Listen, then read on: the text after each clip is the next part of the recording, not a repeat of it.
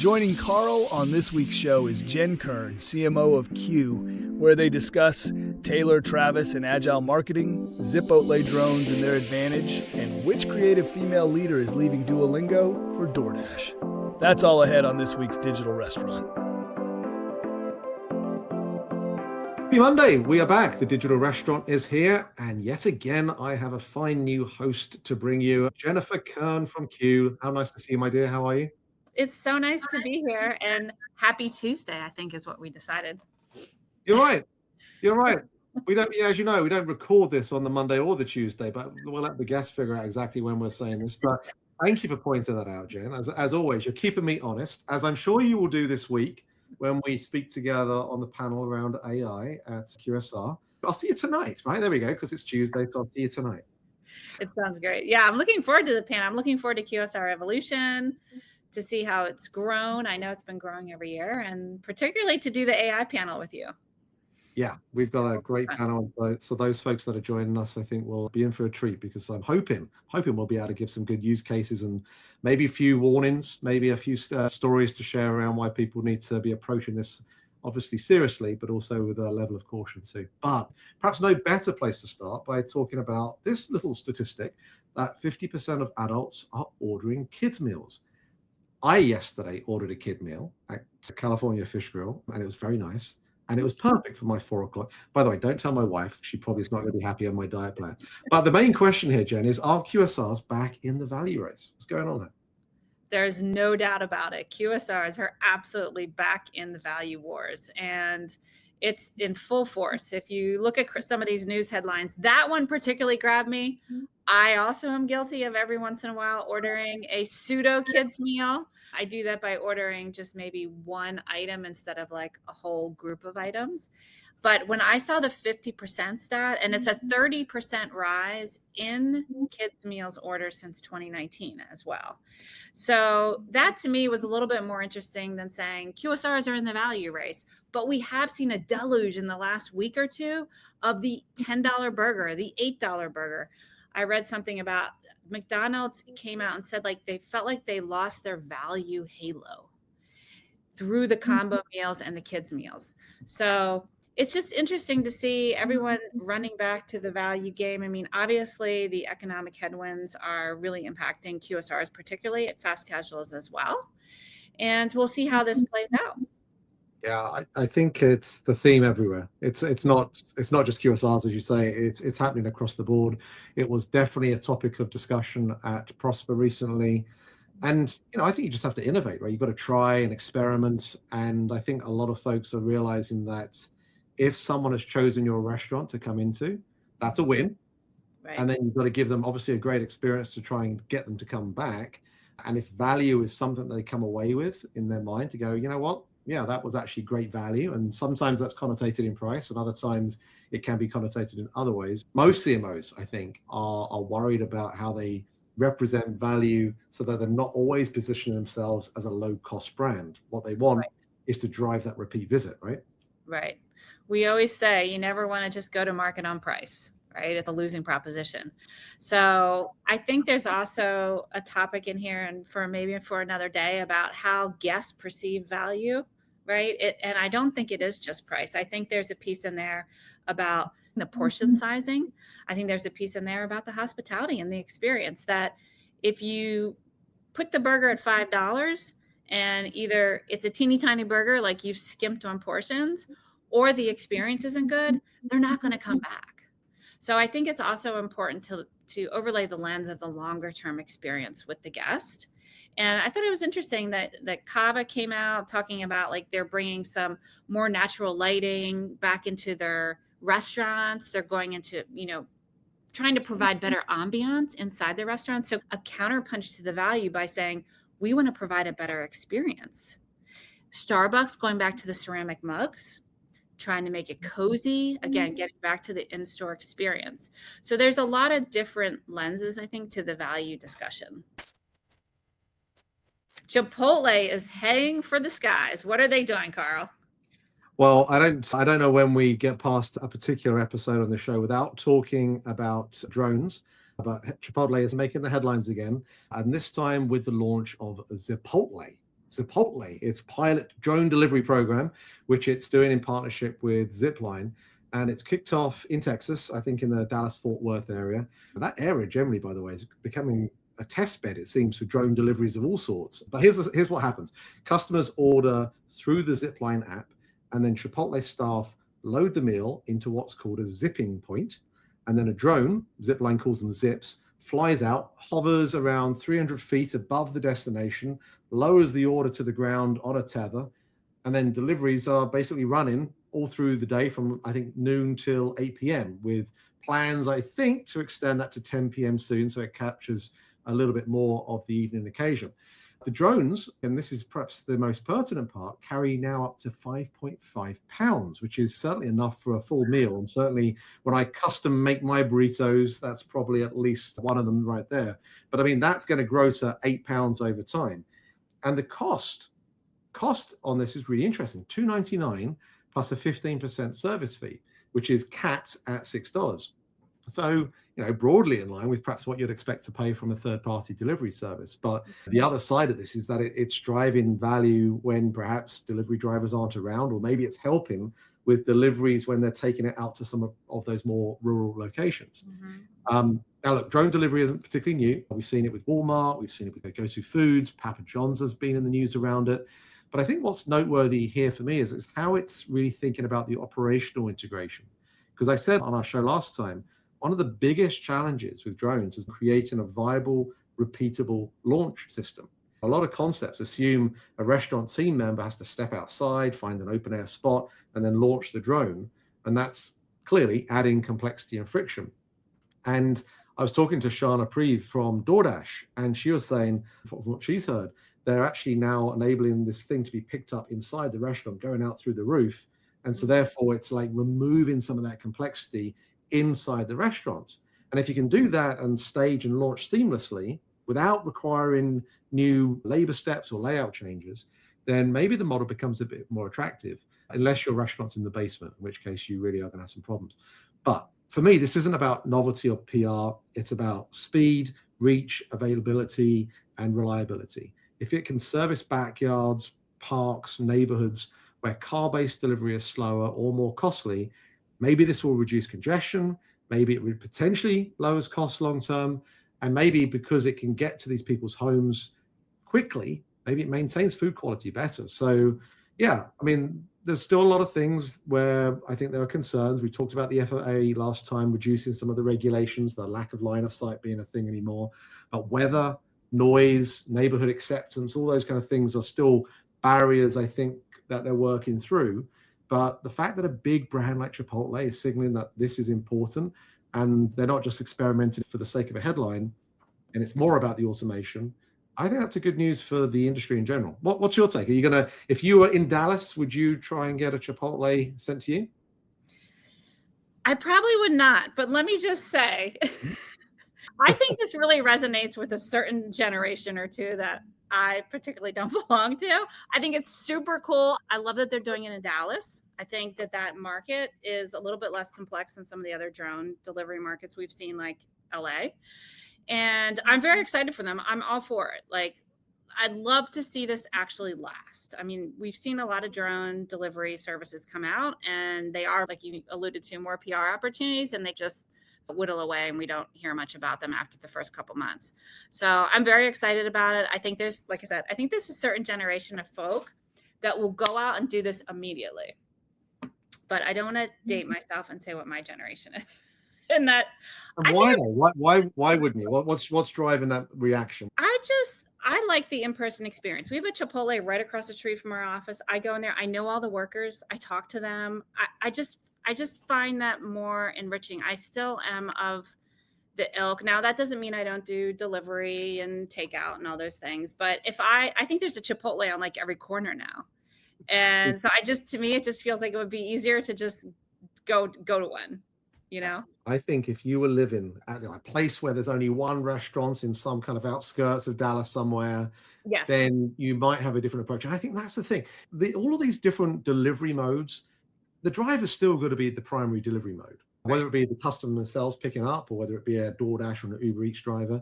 But for those places that are out in the skirts, then maybe maybe that could potentially be an option. So there's going to be all these different solutions that are happening over time, and it's about the right customer at the right place, I think. Exactly. And if I were in that said suburb in Dallas, I think I would be all for trying it. Let's move to question 3. This is an interesting one because we were talking in our prep call about how your husband and your son, I think, was it both of them on 3-year streaks, which is like me on Duolingo, and it was fascinating. We're all trying to learn languages. I'm not sure my Espanol is as good as I would think it should be after 3 years of Duolingo, but that's not what we're going to talk about. We're going to talk about Duolingo and DoorDash and what is this thing? Well, Duolingo obviously is the app that you can learn a foreign language, any language you want. I don't know how many languages are in there. The head of social media from Duolingo is going to work for DoorDash, and she is going to head up DoorDash's social media. I think this is so exciting for our industry on so many levels, Carl. And you can see I'm really excited about because I'm very passionate about women in tech. I'm also passionate about marketing, right? And this kind of brings the two together. I'm passionate about the restaurant industry overall. And when I see these things coming together and I see a talent like this, a 26-year-old woman who created the duo owl. So for those who don't know, in Duolingo, there's an owl that every time you hit a certain checkpoint, it makes this funny noise. And it's a very animated, playful adventure within the app. And it sort of humanizes the app, I would say, overall, even though it's an owl. It animalizes the app. It's fun. It just makes it fun overall. And she managed to build that brand with that little owl creature that she created, I think, to over 16 million followers. It's like crazy. So the fact that she's coming to our industry, to DoorDash, makes me very excited to see what she's going to do there. To me, it's almost like a signal of we've got to get beyond the discounting and the loyalty coupons. And there's other ways to get raving fans within your brand and your restaurant. Her name is Zaria Parvez, and I think she started about a week or two ago. And I read there was an article in the Wall Street Journal about her talking very candidly about mental health and anxiety, which is rather common in the marketing field. We come under a lot of deadlines and high pressure environments. And when you're running a social media account that large with that many eyes on it and that many followers, there's a lot of anxiety that comes to play. And she talked about like some of her sleepless nights and just not being able to stop monitoring that account. And it was a very candid conversation. I thought that was really interesting. Very pertinent, given all the stuff going down with Cracker Barrel and the challenges there that they have been having as a team. And you have both sides of it. We talked about this on our last episode as well, just the challenges attributed to the power of social media and how it can be such a growth lever. But then also you've got this aspect of protecting the brand through it as well. And you have to balance both of those appropriately. And I think it's interesting you mentioned she's 26, right? Mm-hmm. There's someone that has grown up in this world that it's just second nature. I mean, you and I have had to learn a little bit about social media over our lives, but this for her has been what she has grown up just seeing and expecting. And so I think that will bring some relevancy. And I think it will, especially with some of the acquisitions DoorDash has been doing, it will also help them start to think about how they can have a louder social voice. You know, beyond the occasional advert, you don't really see DoorDash appear in social channels, right? And so maybe there's something about not Duo, but some form of character coming to us, something with DoorDash that could actually drive a little bit of humor for us to feel affiliated to that app too. Okay, question 4.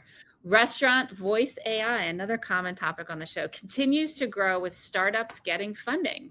So who got funding this week, Carl? So I'm really thrilled because this week, it's not just one particular company, but 3 startups. Vox AI raised 8.7 million in seed funding.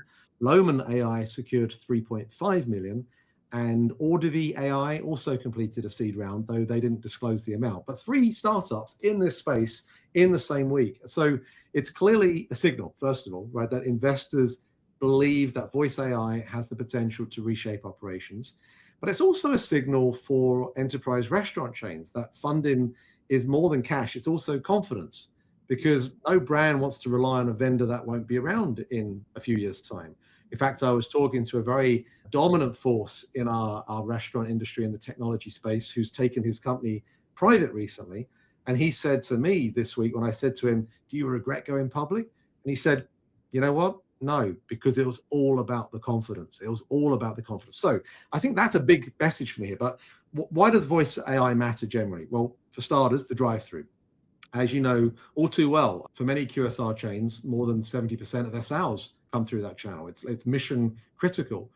But oftentimes it can be plagued by long lines. It might have garbled audio, or maybe you're getting incorrect orders with accuracy challenges. And I think voice AI is trying to promise consistency, faster throughput, greater accuracy, and hopefully upselling opportunities at the same time. And then you've got the labor issue. You've got the fact that turnover in our space is constant. And then you've got the challenges attributed to training and retraining and order takers, and that being just a never-ending cycle. And the great thing about voice AI is it doesn't quit. It doesn't need retraining. It does need training, which I'll come on to in a moment, but it frees up staff to really focus on food prep and hospitality. And when you run into those issues where perhaps someone calls out or is distracted by maybe an immediate customer issue inside the restaurant, you've still got the voice AI there working in the background. So the labor piece of it's a really important piece. And then you've got the guest experience, where I still think there's a lot more opportunity in this, but the order taker who never rushes, who never forgets an upsell, and always repeats your order back correctly, right? If you do this right, voice AI could be a smoother than maybe even talking to a human. But that's the promise.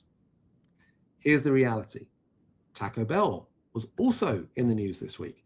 They rolled voice AI out across hundreds of restaurants, I think more than 500 or so, and the results have been uneven.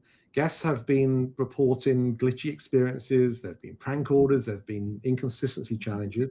Dane, their CTO, even admitting that their system sometimes surprised them in a good way and sometimes let them down. So they're starting to rethink how they're going to scale and the speed of how they're going to scale, and wondering whether they need to put more humans back in as a backup so that they can step in when the AI struggles. And of course, Taco Bell's not the only one. McDonald's ended its IBM-powered pilot, was it last year, when some of their accuracy was in the 80s. And customer expectation in this space is closer to 95%, if not higher. So the gap isn't tolerable at scale. And so I wanted to do this. Let me bring this up because there have been a few little viral clips that have been going around. And what will you drink with that? Oh my God. I want a large Mountain Dew. And your drink? So you've got the situation where the customer is not getting the experience they want. You know, you also have things this week where someone was trying to order 18,000 cups of water. Oh my gosh. Right? Now, the good thing is the system in that situation recognized that it needed to redirect to a human. So that's actually good. That's where you want the human in the loop to be in the place. The last thing you want to see is the menu board showing up with 18,000 cups of water. But I think that's the point, right? There's a lot of training that still is required to make sure that the voice AI is working in the way it's intended. And, you know, I embrace the fact that a lot of these organizations have tried it, and they need to continue to recognize that it learns over time. And actually, the beautiful thing about digital orders is it's a data point. And if you are training it on those data points, it should get better over time as well. But the main thing is that funding for these 3 startups shows that they've got staying power. It means they are going to be able to invest in retraining the models and the customers they're supporting. And I think generally we're seeing that voice AI is strategically important. We know that this was going to take some time to train the models to get it working well. It's going to take some time. And we've been working with Taco John's. We're working with a handful of voice AI providers as well, trying to stay like Switzerland. But it eventually is going to catch on. Look at how much I talk to my phone all the time. I talk to my devices at home all the time. It's just a matter of extending that out to a restaurant. So I think there's some human behavior elements here. Like some people may not be ready for it. But the fact of the matter is we're using our voice to communicate with technology across so many different areas today. And it just makes sense to do it with restaurants as well. One of the things that we've done to help with the delays and the latency that is happening is we brought the edge computing down to the store level. And at Taco John's in particular, we've seen severe reductions in latency so that those requests aren't having to go to the cloud and come back down. Everything's happening directly in the restaurant. So the voice transactions are happening a lot faster and the models are getting trained faster. And I think Steve said, I don't want to use his quotes, but he has a very high non-human intervention rate as well, which means that the accuracy has been improving significantly over time. So they're planning to do a larger rollout. I know that other restaurants are going to be getting on board soon and having varying success. There's also a piece of this that goes to the AI aspect that you talked about, Carl, which is you have to have a clean data foundation. Without a clean data foundation, the AI is not going to work very well. There's only so much you can do to train AI on bad data. It's just not going to work well. So having some unification around your data, having a strong data foundation and data model already within your restaurants, within your menus, is going to help those brands so much faster. All right, let's finish up this week. Congratulations, Travis and Taylor. If you haven't heard it, I believe they are engaged. They're in the news. And when you put this to me, Jen, I was like, okay, we can take the podcast in a completely new direction. I'm all one for, what's happening in society and modern pop culture. But why are we talking about them? We are talking about this because it's important to have agility today in restaurants, right? And the restaurants that jumped on this first are the winners, right? These are the restaurants that are the most creative and agile and really in the know. They're relevant. They're driving relevancy with their guests. And that's going to drive loyalty and adoption and just overall fandom. So, I mean, I mentioned generations before. There are certain generations, I'm not one of them, that grew up with Taylor Swift. And I have a couple women on my team who are big Swifties. They love Swiftie. And so we had some fun spoofing on LinkedIn around this as well. But I think it's just really fun news for our industry overall. You saw Portillo's, I think they were the very first restaurant to jump on this with the onion ring. Get it? The free onion rings with a purchase over $1.13. Now, did you know, Carl, that Taylor Swift's favorite number is 13? It's my favorite number. Oh my goodness, I must be a Swiftie too. Her favorite number is 13. She was engaged on the 26th. 13 times 2. Yep. And so all of the restaurants came out with these promotions around 13. Krispy Kreme was giving free donuts out as well. California Pizza Kitchen was doing heart-shaped pizzas. I mean, it went on from there. It was Panera she said yeast. So we saw brands getting really creative right in the moment. And I think it just drives home the importance of the real-time marketing, the relevancy, and again, getting to like that guest conversation. Are you having a dialogue with your guests, whether it's on social media, over a pop icon, or some other way, or with an owl, with Duo the Owl? There are just other ways to do it other than some of the ways we've done it before. I also think that Taylor Swift, whether you're in her camp and you follow her and like her or not, she's a brilliant marketing mind and also a brilliant businesswoman. And I think that when we're in technology, you hear a lot about like the smart men, and it's fun to lift up a smart woman and say, here's a smart businesswoman, very smart marketing person. I just loved watching all the brands get on board with the engagement. And isn't it nice to have a story which brings together America in its different ways as well, which I think is a lovely story.